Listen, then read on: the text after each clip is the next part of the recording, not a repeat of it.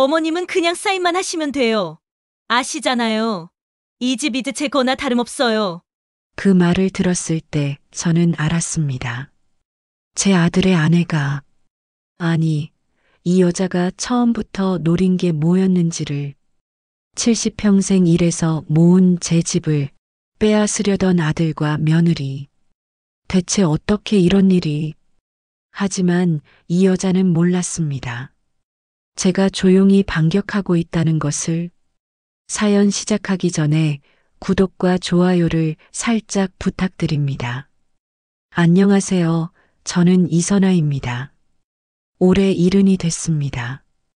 남편과 함께 30년 넘게 작은 반찬 가게를 했습니다.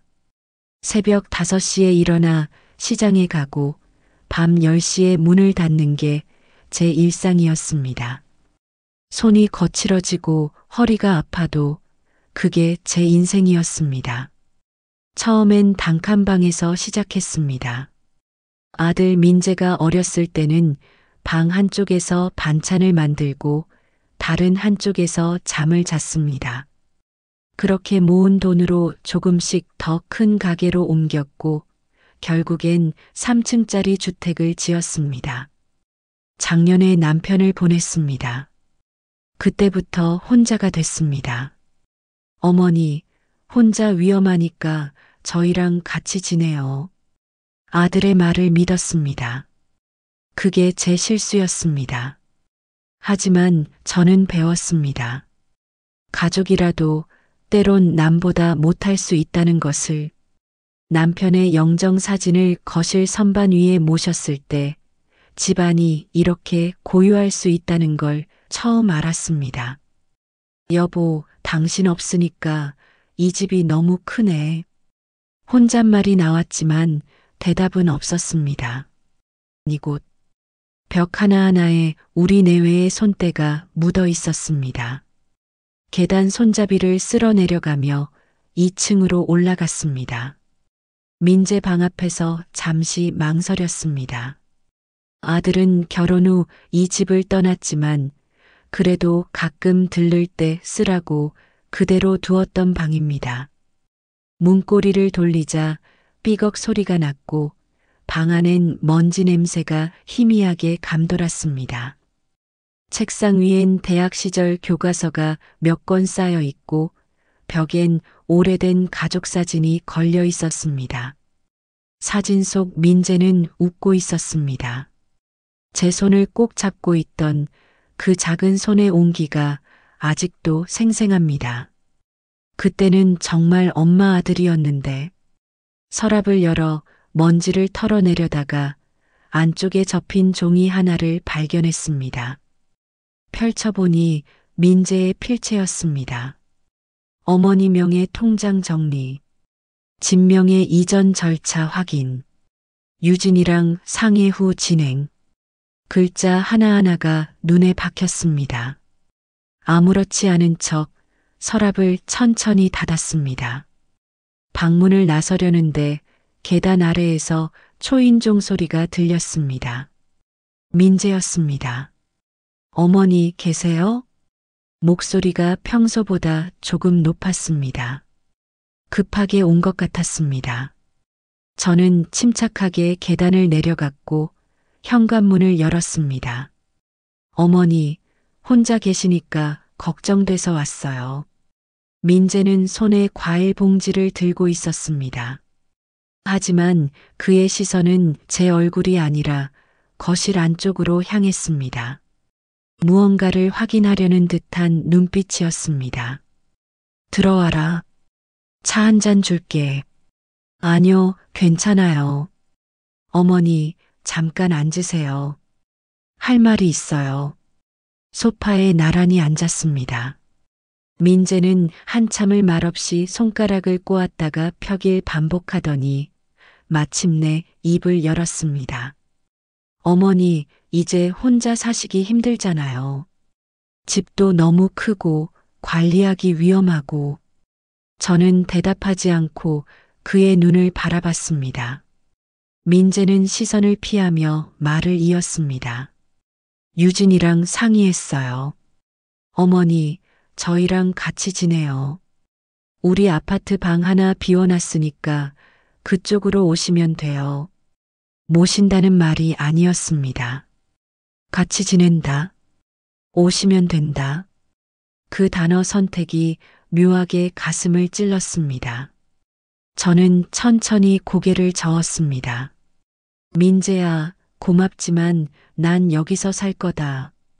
어머니, 혼자 계시면 정말 위험해요. 요즘 독거노인 사고 얼마나 많은데요. 이 집은 너 아버지랑 내가 평생 모아서 지은 집이야. 여기 벽돌 하나하나가 우리 손때야. 그래서 더 걱정이잖아요. 어머니 혼자 이 큰 집을 어떻게 관리하세요? 민재의 목소리엔 초조함이 묻어났습니다. 마치 설득해야 한다는 의무감 같은 것. 관리는 내가 할게. 걱정 마라. 어머니. 민재가 처음으로 목소리를 높였습니다. 잠시 침묵이 흘렀고 그는 한숨을 쉬며 말했습니다. 어머니, 한 달만 같이 지내보세요. 그래도 불편하시면 그때 다시 생각하시고요. 저는 더 이상 말하지 않았습니다. 민재는 과일 봉지를 테이블 위에 놓고 일어섰습니다. 생각해 보세요. 제가 또 올게요. 현관문이 닫히는 소리가 유난히 크게 들렸습니다. 저는 그 자리에 한참을 앉아 있었습니다. 거실 벽식의 초침 소리만이 규칙적으로 공간을 채웠습니다. 통장 정리, 진명의 이전, 그 메모가 계속 눈앞에 어른거렸습니다. 천천히 일어나 남편의 영정 앞으로 갔습니다. 사진 속 그는 여전히 온화하게 웃고 있었습니다. 여보, 우리 아들 변했어. 대답은 없었지만 저는 알고 있었습니다. 이 집만큼은 절대 놓을 수 없다는 것을. 이건 단순한 건물이 아니라 제 삶의 증거였으니까요. 민재의 아파트로 이사 온 날은 유난히 날씨가 좋았습니다. 짐을 실은 작은 트럭이 지하 주차장에 멈춰 섰을 때 저는 뒤를 돌아보지 않으려 애썼습니다. 30년을 살던 집을 떠나온다는 게 이렇게 가슴 한쪽이 텅 비는 일인 줄 몰랐습니다. 어머님, 어서 오세요. 제가 다 준비해 놨어요. 현관문을 열자마자 며느리 유진이 환하게 웃으며 맞았습니다. 그 미소가 너무 밝아서 오히려 어색했습니다. 결혼식 이후 제대로 마주 앉아 본 적도 몇 번 없는 사이인데 갑자기 이렇게 상냥하니 몸둘 바를 몰랐습니다. 짐은 제가 정리할게요. 어머님은 그냥 편히 계세요. 아니다, 내가 할게. 내 짐인데. 아이, 어머님. 이제 저희가 모시는 건데 그러시면 안 되죠. 유진은 제 손에서 가방을 얼른 받아들고는 안쪽 작은 방으로 향했습니다. 모신다는 말이 귓가에 맴돌았지만 저는 그냥 따라 들어갔습니다. 방은 생각보다 작았습니다. 유진이 커튼을 활짝 열며 말했습니다.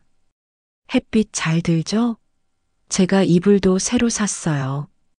어머님 편하게 지내세요. 고맙다. 그 말밖에 할 수 없었습니다. 저녁 시간이 되자 유진은 부엌에서 분주히 움직였습니다. 어머님, 이제 반찬 그만 만드세요. 제가 다 할게요. 어머님은 그냥 쉬세요. 유진이 상을 차리며 웃었습니다. 그 웃음 뒤에 무언가 더 있는 것 같았지만 저는 그냥 고개를 끄덕였습니다. 응, 알았다. 식탁에 앉은 민재는 피곤한 얼굴로 밥을 떠먹었습니다. 대화는 거의 없었습니다. 사흘이 지났습니다. 낮에 혼자 있는 시간이 길었습니다. 민재는 아침 일찍 나가고 유진은 오전엔 헬스클럽에 가고 오후엔 친구들을 만나러 나갔습니다. 저는 작은 방에 앉아 창밖을 바라보거나 거실을 천천히 걷는 게 전부였습니다. 이게 같이 사는 건가? 넷째 날 아침, 저는 부엌으로 갔습니다. 냉장고를 열어보니 재료들이 가득했습니다. 무, 배추, 고춧가루, 멸치. 손이 저절로 움직였습니다. 김치를 담그고 멸치볶음을 만들고 된장찌개를 끓였습니다. 손에 익은 일이었습니다.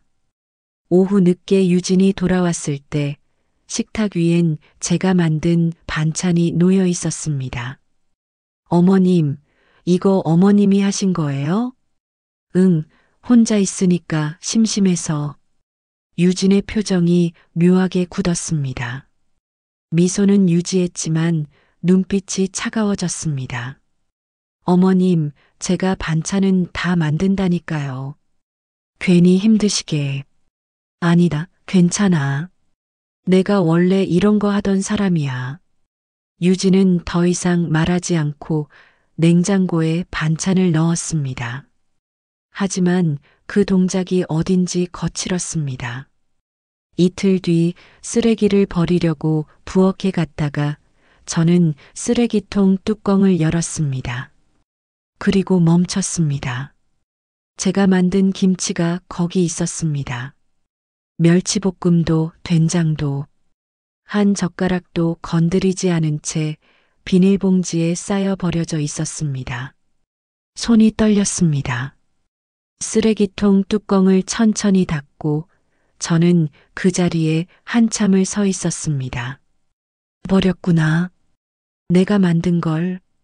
그날 저녁 유진은 평소처럼 밝게 웃으며 저녁상을 차렸습니다.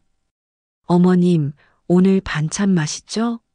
시장에서 새로 산 거예요. 그래, 맛있다. 일주일쯤 지났을 때 유진이 갑자기 말했습니다.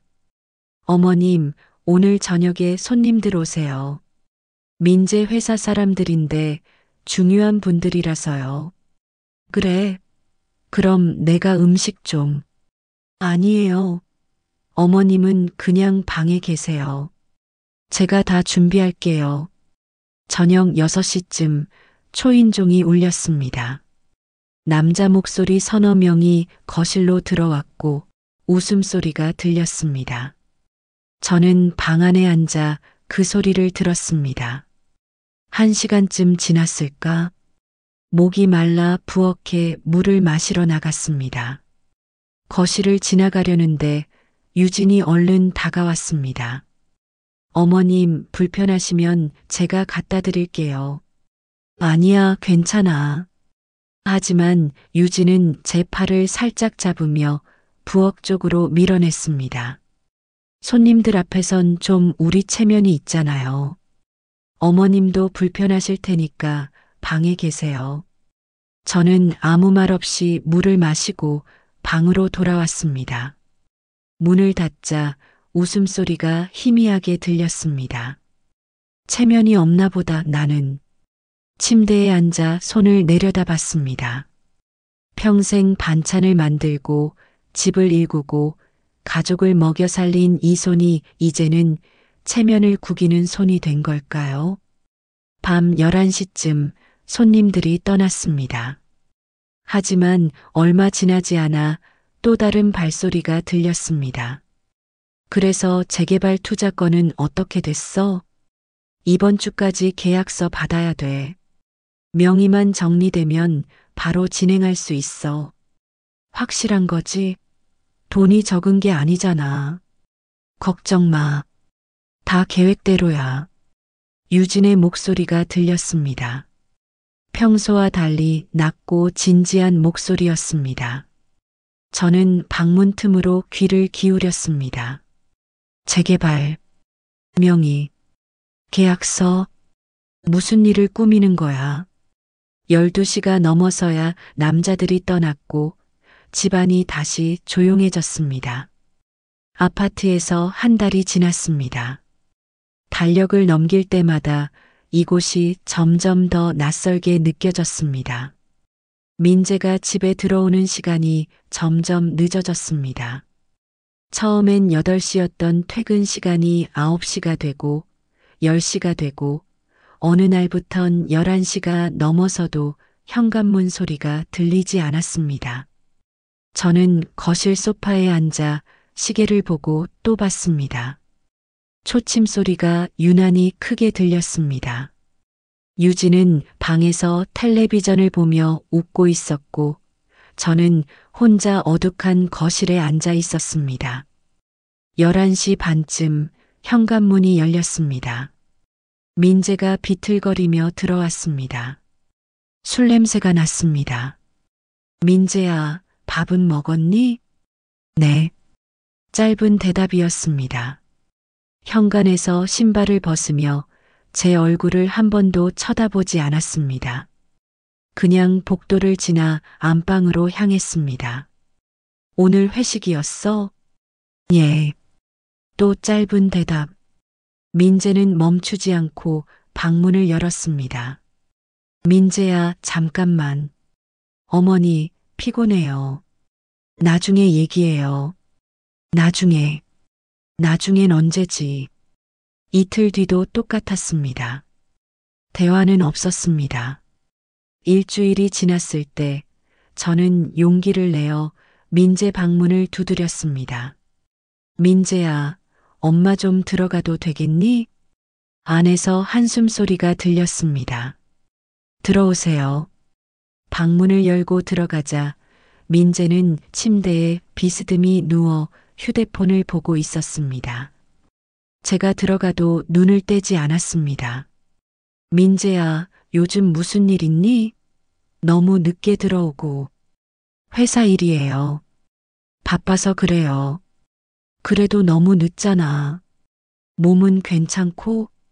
괜찮아요. 여전히 휴대폰만 보고 있었습니다. 저는 침대 끝에 조심스럽게 앉았습니다. 민재야, 엄마가 여기 온 지 한 달이 됐는데. 어머니. 민재가 처음으로 저를 쳐다봤습니다. 하지만 그 눈빛엔 온기가 없었습니다. 제발 좀 조용히 해요. 회사 일 때문에 피곤해 죽겠는데 집에 와서까지 일해야 돼요? 가슴이 철렁했습니다. 조용히 하라니. 민재야, 엄마가 뭘 시끄럽게 했니? 매일 물어보잖아요. 밥 먹었냐? 괜찮냐? 무슨 일 있냐? 제발 좀 내버려둬요. 목소리가 날카로웠습니다. 엄마는 그냥 내가 걱정돼서. 걱정은 무슨. 제 일은 제가 알아서 해요. 민재가 다시 휴대폰을 들었습니다. 대화가 끝났다는 신호였습니다. 저는 천천히 일어났습니다.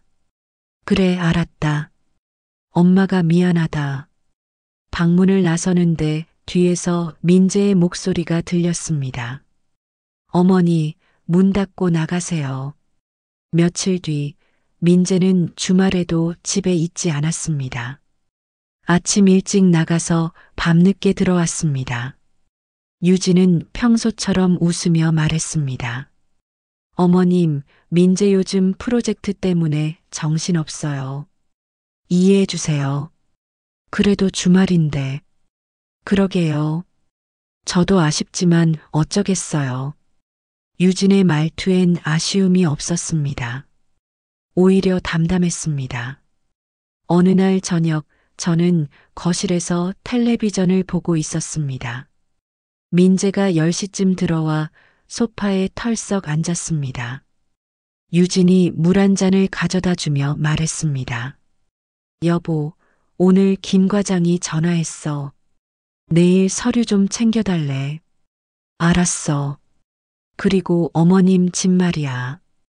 유진이 저를 힐끗 쳐다봤습니다. 민재도 제 쪽을 보더니 한숨을 쉬었습니다. 나중에 얘기하자. 알았어. 근데 빨리 결정해야 할 것 같아. 무슨 얘기를 하는 걸까? 제 집에 대한 얘기 같았지만 확실하지 않았습니다. 저는 못 들은 척 텔레비전을 봤습니다. 어머니, 불편하시면 방에 가서 쉬세요. 그럴게. 저는 일어나 방으로 향했습니다. 문을 닫기 전에 거실을 돌아봤습니다. 민재와 유진이 나란히 앉아 무언가 이야기하고 있었습니다. 둘만의 세계. 거기엔 제 자리가 없었습니다. 자식도 결국 남이구나. 새벽 2시쯤 목이 말라 부엌에 물을 마시러 갔습니다. 거실은 어두웠고 민재 부부의 방에서만 희미한 불빛이 새어나왔습니다. 화장실을 지나다가 서재문이 살짝 열려 있는 걸 봤습니다. 민재가 쓰는 작은 방이었습니다. 불이 켜져 있었고 책상 위에 노트북이 열려 있었습니다. 그냥 지나가자. 하지만 발이 멈췄습니다. 화면에 뭔가 글자가 보였습니다. 가까이 다가갔습니다. 부동산 위임장 초안. 위임인 이선화. 수임인 박민재. 위임 내용 부동산 매매 및 명예 변경에 관한 정권. 손이 차갑게 식었습니다. 스크롤을 내렸습니다. 유진이랑 상해 완료. 다음 주까지 서명 받기. 공증 후 즉시 진행. 화면을 멍하니 바라봤습니다. 위임장, 정권, 서명. 날 속이려고. 뒤에서 발소리가 들렸습니다. 화들짝 놀라 뒤를 돌아보니 민재가 서 있었습니다. 잠옷 차림에 머리가 헝클어진 모습이었습니다. 어머니, 왜 여기? 민재야, 이게 뭐니? 제 목소리가 떨렸습니다. 민재는 제 시선을 따라 노트북 화면을 봤습니다. 그리고 한숨을 쉬었습니다. 어머니가 볼 게 아닌데. 위임장? 내가 지금 뭘 하려는 거야? 어머니, 나중에 얘기해요. 지금 새벽이잖아요. 지금 얘기해. 내 집을 팔려고 하는 거야? 민재가 노트북을 닫았습니다. 그리고 저를 똑바로 쳐다봤습니다. 어머니, 혼자 사시기 힘들잖아요. 그 집 관리도 안 되고. 차라리 정리하시는 게 나아요. 누가 정리하래? 난 안 팔아. 어머니. 민재의 목소리가 커졌습니다. 그리고 한 박자 쉬더니 낮게 말했습니다. 제발 고집 좀 부리지 마세요. 저도 다 어머니 생각해서 하는 거예요. 내 생각이지 내 생각이 아니야. 침묵이 흘렀습니다. 민재는 이를 악물었습니다. 어머니, 이제 그만 방 들어가세요. 내일 얘기해요. 민재야, 들어가세요. 내 아들이 아니야. 더 이상 그저 텅 빈 가슴만이 남았습니다. 노트북 사건 이후 민재와 저는 서로를 피했습니다. 아침 식사도 따로 하고 저녁엔 각자 방에 있었습니다. 유진만이 평소처럼 밝게 웃으며 집안을 돌아다녔지만 그 웃음이 이제는 가면처럼 느껴졌습니다. 3일쯤 지났을 때 저는 제 방 서랍을 정리하다가 이상한 걸 발견했습니다. 분명 넣어둔 등기권리증이 없었습니다. 서랍을 다시 열고 옷장을 뒤지고 침대 밑까지 찾아봤지만 어디에도 없었습니다. 손이 떨렸습니다. 어디 갔지? 분명 여기 넣어뒀는데. 부엌으로 나가니 유진이 설거지를 하고 있었습니다. 유진아, 혹시 내 방에서 서류 같은 거 본 적 있니? 유진이 고개를 돌렸습니다. 물기 묻은 손을 닦으며 웃었습니다. 서류요? 무슨 서류요? 등기권리증. 내가 분명 서랍에 넣어뒀는데 없어. 글쎄요, 저는 어머님 방에 안 들어가는데요. 혹시 다른 데 두신 거 아니에요? 아니야, 분명 거기 있었어. 유진이 고개를 갸웃하며 말했습니다. 어머님, 요즘 깜빡하시는 거 많으시잖아요. 다시 한번 찾아보세요. 난 안 깜빡했어. 내가 어디 뒀는지 알아. 그러셔도 없으시잖아요. 제가 같이 찾아드릴까요? 됐어. 저는 돌아서서 방으로 갔습니다. 다시 한번 구석구석을 뒤졌지만 등기권리증은 나타나지 않았습니다. 누가 가져갔나? 그날 오후 휴대폰이 울렸습니다. 모르는 번호였습니다. 여보세요? 이선아 고객님이시죠? 여기 은행입니다. 네, 맞습니다. 고객님, 혹시 최근에 부동산 명의 변경 관련 서류 제출하신 거 맞으시죠? 네. 무슨 서류요? 아, 그럼 직접 제출하신 게 아니신가요? 고객님 명의로 된 부동산 처분 관련 서류가 접수됐는데요. 저 제출한 적 없어요. 전화 너머로 키보드 두드리는 소리가 들렸습니다. 그럼 이상하네요. 대리인 통해서 접수하신 건가요? 대리인? 누가요? 죄송하지만 고객 정보라 전화로는 말씀드리기 어렵습니다. 본점에 직접 방문하셨으면 하는데요.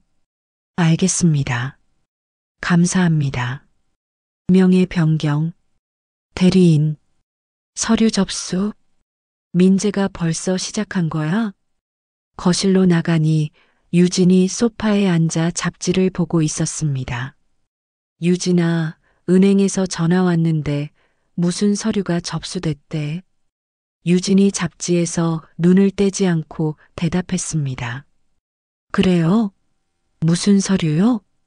내 집 명의 변경 서류래. 아, 그거요? 유진이 잡지를 내려놓고 저를 봤습니다. 미소를 지었습니다. 어머님, 민재가 처리하는 거 있잖아요. 혹시 그거 아닐까요? 내가 허락한 적 없어.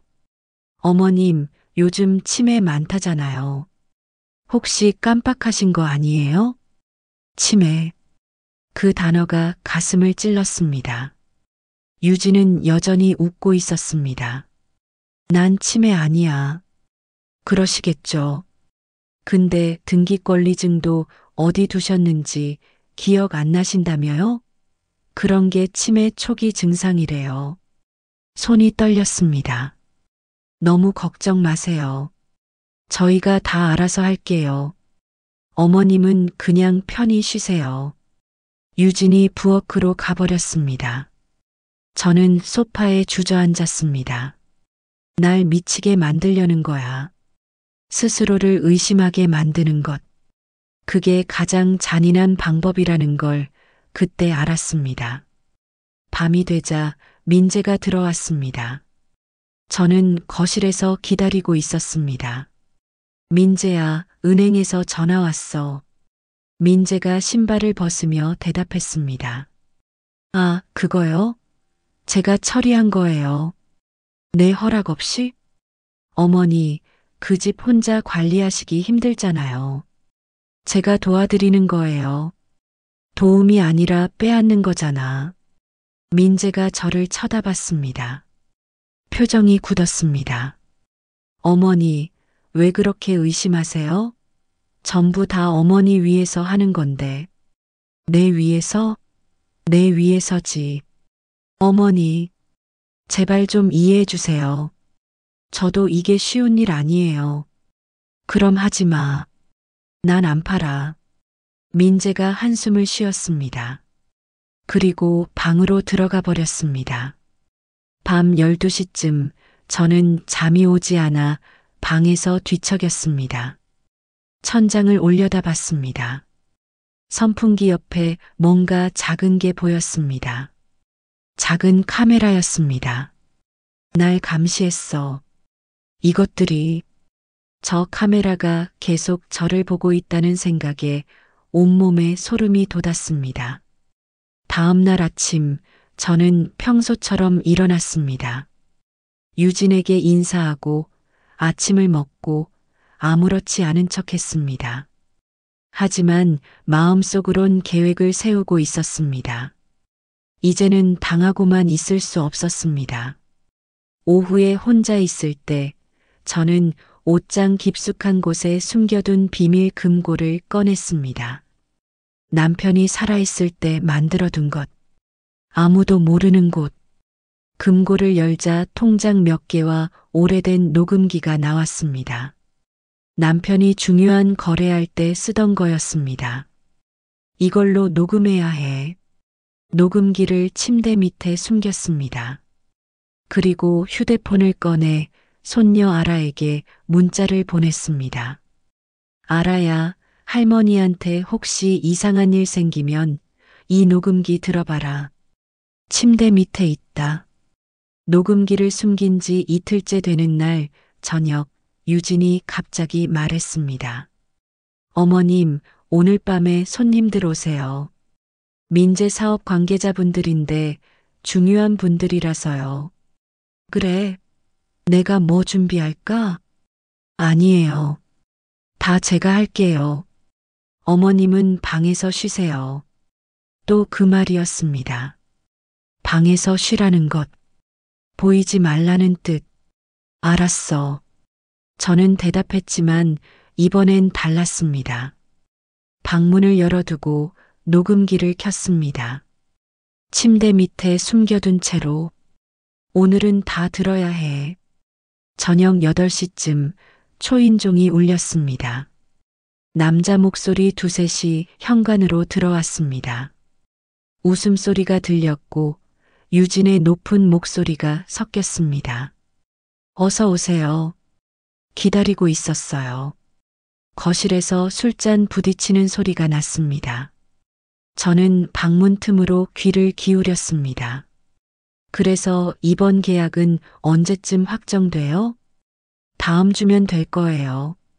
서류는 거의 다 준비됐어요. 유진의 목소리가 들렸습니다. 확실한 거죠? 명예 이전 문제 없이 진행될 수 있어요? 물론이죠. 걱정 마세요. 계약만 끝나면 바로 입금이야. 3억은 현금으로 줄게. 민재 씨는 어디 갔어요? 회사 일 때문에 늦는데요. 곧 올 거예요. 술을 따르는 소리가 났고 웃음소리가 이어졌습니다. 이번 건으로 대박 나겠네요. 재개발 지역이라며 땅값이 3배는 뛸 텐데. 그러게요. 타이밍이 딱 맞았어요. 유진의 목소리엔 흥분이 묻어났습니다. 내 집을 내 허락도 없이. 손이 떨렸지만 저는 계속 들었습니다. 1시간쯤 지났을 때 목이 말랐습니다. 부엌에 물을 마시러 가야 했습니다. 천천히 방문을 열고 복도로 나갔습니다. 거실을 지나가려는데 유진이 얼른 다가왔습니다. 손에 술잔을 들고 있었고 얼굴이 약간 붉어져 있었습니다. 어머님, 왜 나오셨어요? 물 좀 마시려고. 제가 갖다 드릴게요. 들어가세요. 유진이 제 팔을 잡았습니다. 그 손에 힘이 들어갔습니다. 괜찮아. 내가 할게. 어머님. 유진의 목소리가 낮아졌습니다. 거실에서 남자들이 웃고 있었지만 유진은 저를 복도 구석으로 밀어냈습니다. 지금 중요한 손님들이 계세요. 제발 좀 조용히 계세요. 내가 뭘 잘못했니? 어머님은 그냥 방에만 계시면 돼요. 유진이 비웃듯 말했습니다. 그 표정의 가면이 벗겨져 있었습니다. 어차피 곧 다 끝날 일인데 괜히 복잡하게 만들지 마세요. 무슨 소리야? 유진이 한 발짝 더 가까이 다가왔습니다. 술 냄새가 났습니다. 어머님은 그냥 사인만 하시면 돼요. 아시잖아요. 이 집 이제 제 거나 다름없어요. 유진은 웃고 있었습니다. 차갑고 잔인한 미소였습니다. 무슨 소리야? 이 집은 내 집인데. 종이에 적힌 이름이 중요한 게 아니에요. 누가 실제로 가지느냐가 중요하죠. 제 거라고. 감히. 분노가 치밀어 올랐지만 참았습니다. 거실에서 유진의 목소리가 들렸습니다. 미안해요. 시어머니가 요즘 좀 그러셔서. 아시죠? 나이 드시면 다들 그렇잖아요. 웃음소리가 터졌습니다. 이해해요. 우리 엄마도 그래요. 계약만 끝나면 요양원 알아볼 생각이에요.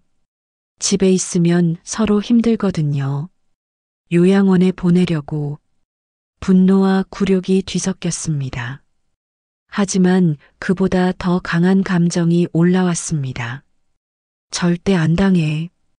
밤 10시쯤 손님들이 떠나는 소리가 들렸습니다. 현관문이 닫히고 유진의 목소리가 들렸습니다. 잘 갔네.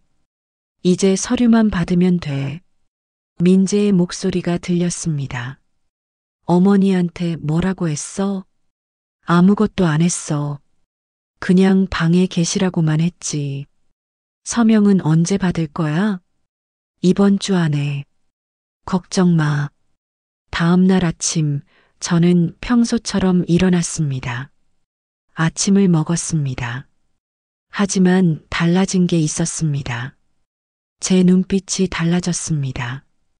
이 집을 빼앗으려고? 두고 봐라. 오후에 혼자 있을 때 저는 비밀 금고를 다시 열었습니다. 통장들을 꺼내 확인했습니다. 남편과 함께 모은 돈, 아직 손대지 않은 적금, 생각보다 많았습니다. 돈은 있어. 변호사도 구할 수 있어. 휴대폰을 꺼내 손녀 아라에게 다시 문자를 보냈습니다. 아라야, 할머니가 곧 연락할 거야. 중요한 일이니까 전화 꼭 받아라. 전송 버튼을 눌렀습니다. 거울 앞에 섰습니다. 주름진 얼굴, 흰 머리. 하지만 눈빛만은 살아 있었습니다. 이선아, 아직 안 죽었어. 혼잣말이 나왔습니다. 목소리가 단단했습니다. 모욕은 받았지만 끝난 건 아니야. 서랍에서 오래된 수첩을 꺼냈습니다. 남편이 거래하던 변호사 이름이 적혀 있었습니다. 아직 연락처가 살아있는지 확인해야 했습니다. 전화를 걸었습니다. 여보세요? 남자 목소리가 들렸습니다. 혹시 김 변호사님이신가요? 저 이선아라고 박 사장님 아내입니다. 아, 이 사모님, 오랜만입니다. 무슨 일이세요? 상담 좀 받고 싶은데 시간 되시나요? 물론이죠. 언제 오시겠어요? 내일 가능할까요? 네, 오후 2시에 오세요. 감사합니다. 전화를 끊었습니다. 침대 밑 녹음기를 꺼내 가방 깊숙이 넣었습니다. 내일 변호사에게 보여줄 것입니다. 저녁 식사 시간 유진이 평소처럼 웃으며 말했습니다. 어머님, 내일 어디 가실 일 있으세요? 응, 병원 좀 다녀올까 해. 아프세요? 제가 같이 갈까요? 아니야, 괜찮아. 혼자 갈 수 있어. 유진이 잠시 저를 쳐다봤습니다. 의심하는 눈빛이었습니다. 정말 괜찮으세요? 응, 그냥 정기검진이야. 다음 날 오후 2시, 저는 김 변호사 사무실에 도착했습니다. 이 사모님, 오랜만입니다. 앉으세요. 변호사님, 제가 큰일이 났어요. 저는 가방에서 녹음기를 꺼냈습니다. 그리고 지난 한 달간 있었던 일을 모두 말했습니다. 등기권리증 분실, 은행의 전화, 카메라, 그리고 며느리의 대화까지. 김 변호사는 녹음 파일을 들으며 고개를 끄덕였습니다. 사모님, 이건 명백한 재산 편취 시도입니다.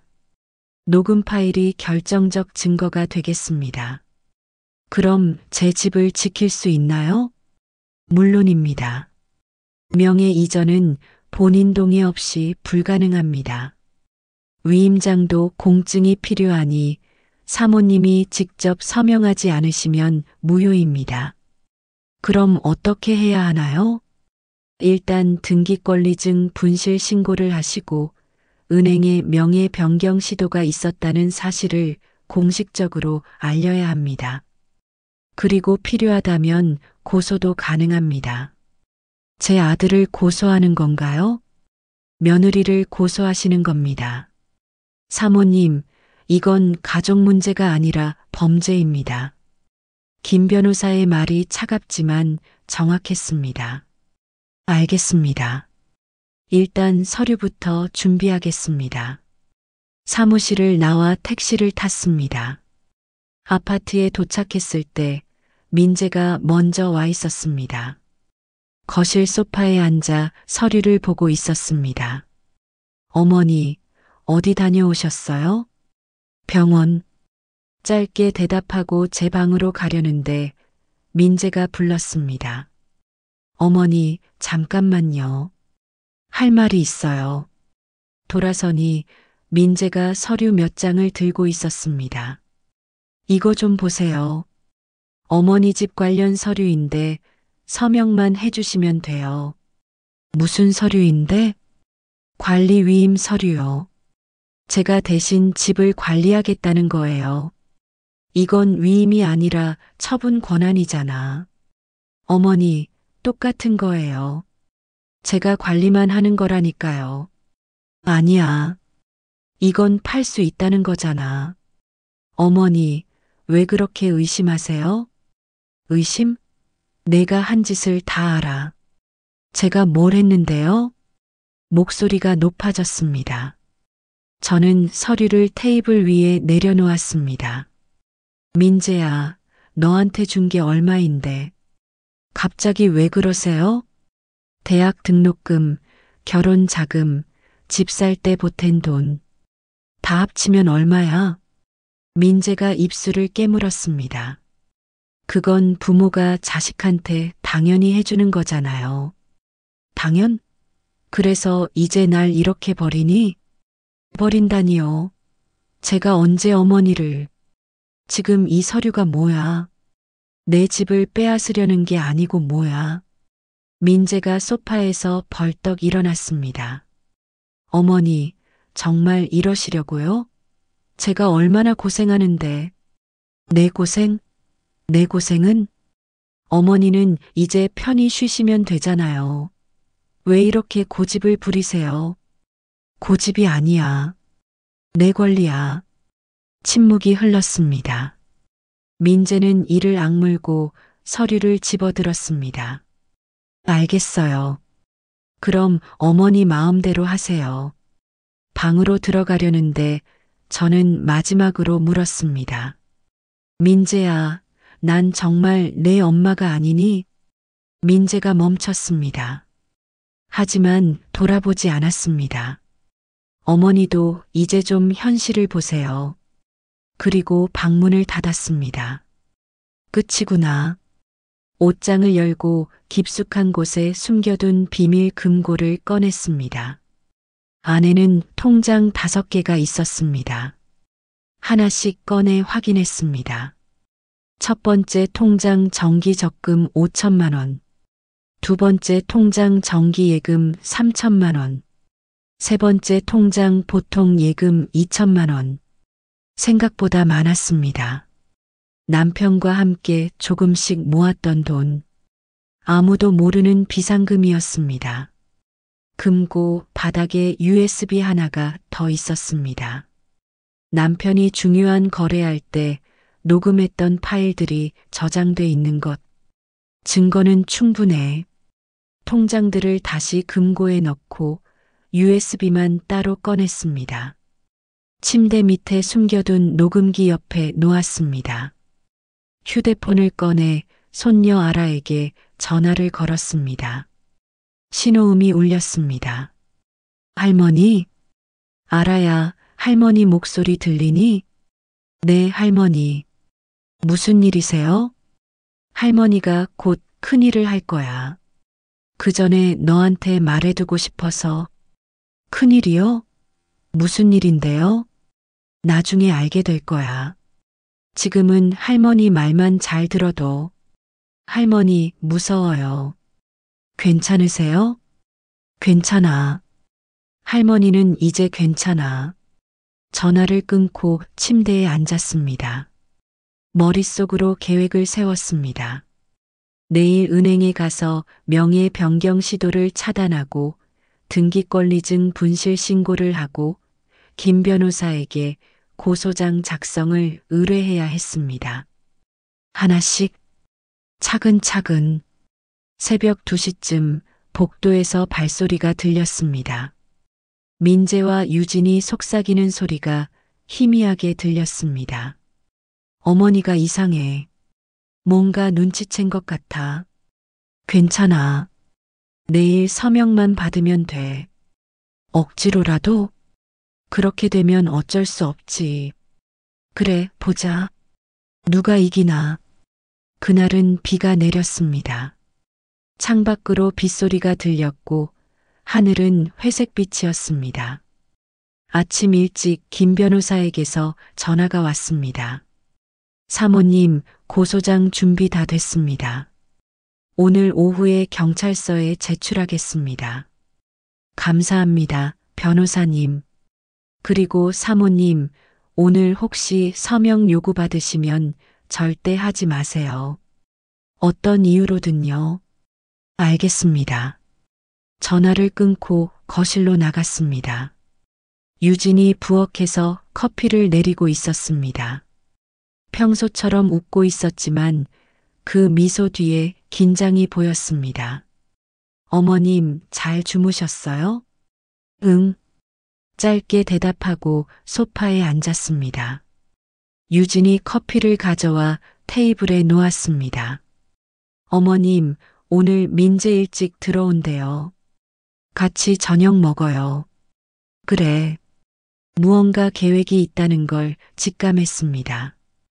오후 4시쯤 민재가 들어왔습니다. 평소보다 일찍이었습니다. 유진도 외출했다가 함께 돌아왔습니다. 어머니, 거실로 나와주세요.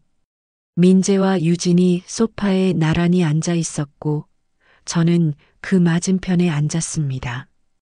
어머니, 이제 결정하셔야 해요. 민재가 서류를 제 앞으로 밀었습니다. 이게 뭐니? 집처분 동의서예요. 어머니가 서명만 하시면 돼요. 서류를 집어들었습니다. 부동산 매매 계약 동의, 매도인 이선아, 매수인 개발 주식회사, 매매 대금 3억 원. 손이 차갑게 식었습니다. 이미 계약했구나. 네, 어머니. 좋은 조건이에요. 3억은 큰 돈이잖아요. 내 허락도 없이? 유진이 끼어들었습니다. 어머님, 어차피 혼자 사실 수도 없는 집이잖아요. 팔아서 돈 받으시는 게 나아요. 돈은 누가 받는데? 당연히 어머님이 받으시죠. 저희가 관리만 해드리는 거고요. 난 안 팔아. 민재가 한숨을 쉬었습니다. 어머니, 왜 이렇게 고집을 부리세요? 고집이 아니야. 내 집이야. 어머니. 민재의 목소리가 커졌습니다. 유진이 그의 팔을 잡으며 말했습니다. 어머님, 이미 계약은 진행됐어요. 어머님이 서명 안 하시면 저희가 곤란해져요. 그건 너희 문제지, 내 문제가 아니야. 유진의 미소가 사라졌습니다. 처음으로 본 모습이었습니다. 어머님, 이러지 마세요. 제발요. 싫어. 침묵이 흘렀습니다. 민재와 유진이 눈빛을 교환했습니다. 그때 유진이 가방에서 뭔가를 꺼냈습니다. 펜이었습니다. 어머님, 그냥 서명만 하세요. 여기 안 한다니까. 어머님. 유진이 제 손을 잡았습니다. 힘이 들어갔습니다. 이제 선택의 여지가 없어요. 뭐? 어차피 서명은 받을 거예요. 어머님이 안 하시면. 유진이 말을 멈췄습니다. 하지만 그 의미는 명확했습니다. 위조하겠다는 거야. 민재가 고개를 돌렸습니다. 차마 보지 못하겠다는 표정이었습니다. 민재야, 내가 정말 이러려고? 민재는 대답하지 않았습니다. 유진이 펜을 제 손에 쥐어주려는 순간 초인종이 울렸습니다. 모두 멈췄습니다. 누구지? 유진이 민재를 쳐다봤습니다. 민재가 일어나 인터폰을 확인했습니다. 경찰이요. 그 말에 유진의 얼굴이 하얗게 질렸습니다. 경찰? 네, 경찰입니다. 문 열어주세요. 인터폰에서 목소리가 들렸습니다. 민재가 현관문을 열자 경찰관 2명이 들어왔습니다. 이선아 씨 계십니까? 저예요. 일어서서 대답했습니다. 신고 접수됐습니다. 재산 편취 시도 관련해서요. 여자 경찰관이 유진을 쳐다봤습니다. 장유진 씨 맞으십니까? 유진이 벌떡 일어났습니다. 뭐가 어떻게 된 거예요? 일단 서에 같이 가주셔야겠습니다. 잠깐만요. 남자 경찰관이 테이블 위 서류를 집어들었습니다. 이게 위조 계약서 맞습니까? 위조라니요. 이건 유진이 저를 쳐다봤습니다. 눈에 분노와 배신감이 섞여 있었습니다. 어머님이 신고하신 거예요? 그래. 내가 했어. 이럴 수가. 유진이 민재를 쳐다봤습니다. 여보, 뭐라고 좀 해봐요. 하지만 민재는 소파에 주저앉아 머리를 감싸쥐었습니다. 여자 경찰관이 말했습니다. 녹음 파일과 증거 서류 확인했습니다. 장유진 씨, 동행하셔야겠습니다. 녹음 파일? 유진이 제게로 다가왔습니다. 경찰관이 가로막았습니다. 어머님이 녹음한 거예요?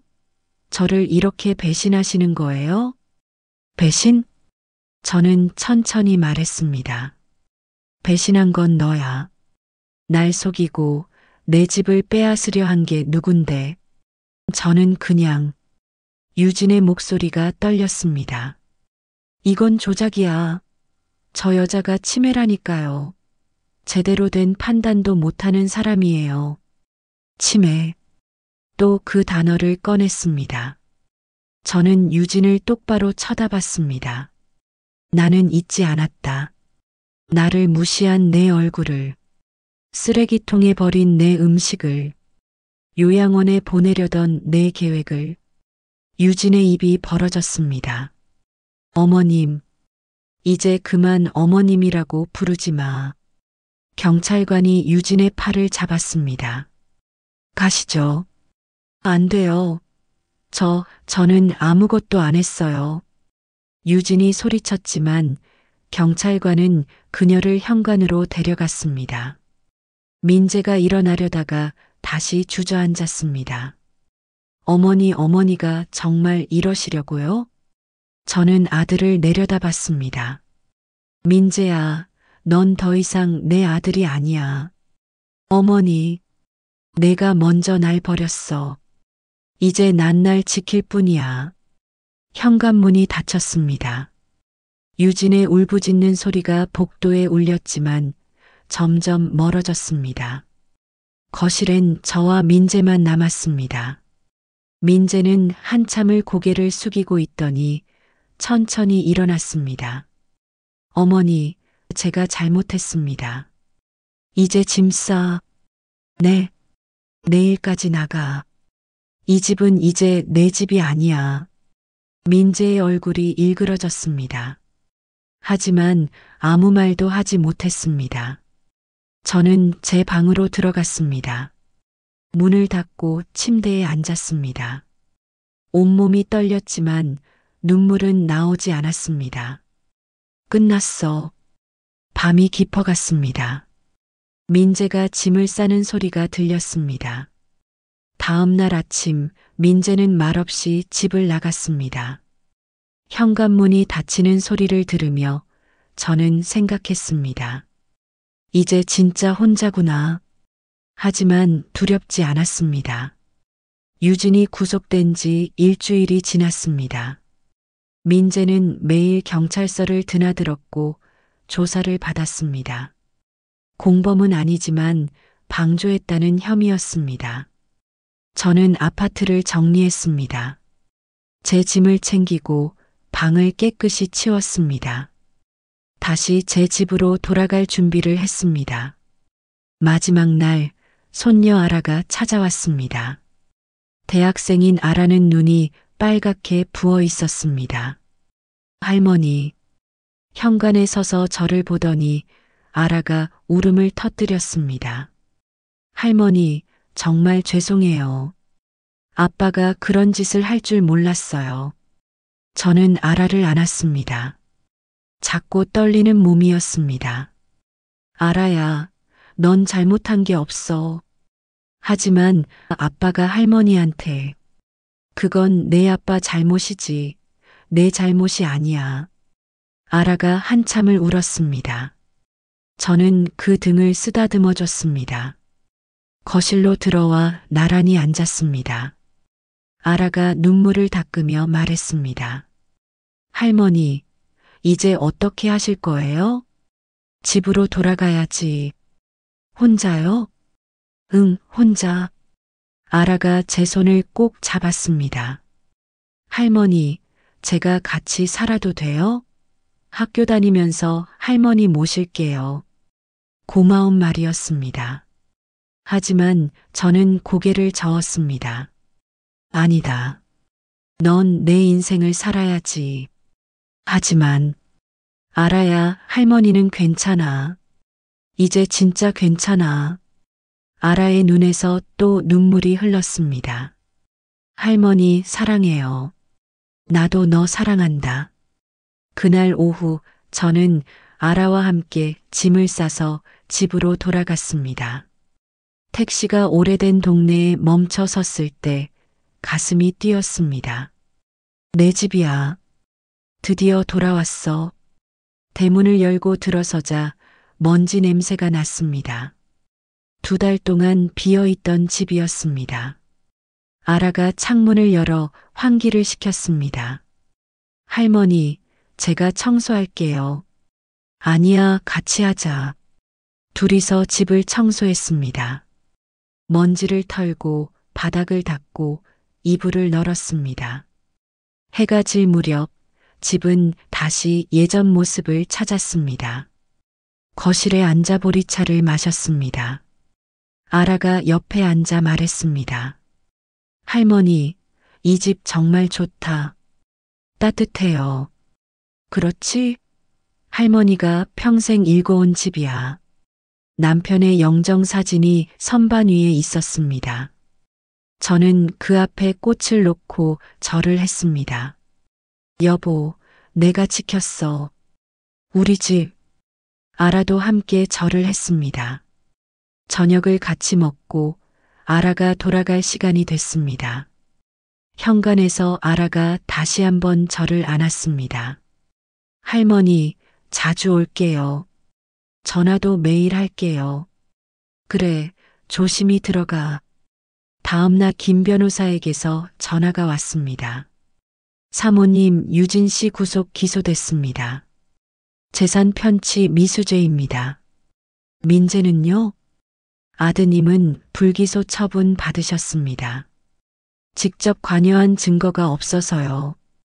다만 경찰에서 경고는 받으셨습니다. 알겠습니다.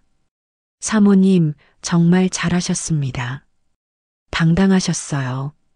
감사합니다, 변호사님. 전화를 끊고 한참을 앉아 있었습니다. 민재, 제 아들, 이제 남이야. 슬프지만 받아들여야 했습니다. 며칠 뒤 민재에게서 문자가 왔습니다. 어머니, 죄송합니다. 제가 정말 잘못했습니다. 용서해 주세요. 문자를 읽고 지웠습니다. 답장은 하지 않았습니다. 너무 늦었어, 민재야. 일주일쯤 지났을 때 아라가 다시 찾아왔습니다. 손에 과일 바구니를 들고 있었습니다. 할머니, 건강하게 지내세요. 너도 아라야. 함께 차를 마시며 이야기를 나눴습니다. 아라는 학교 이야기를 했고 저는 옛날 이야기를 들려줬습니다. 해가 지고 아라가 돌아갈 때 저는 현관까지 배웅했습니다. 할머니, 이제 진짜 괜찮으시죠? 응, 이제 괜찮아. 할머니 정말 멋있어요. 할머니처럼 강한 사람이 되고 싶어요. 아라의 말에 웃음이 나왔습니다. 강한 게 아니야. 그냥 내 것을 지킨 것뿐이야.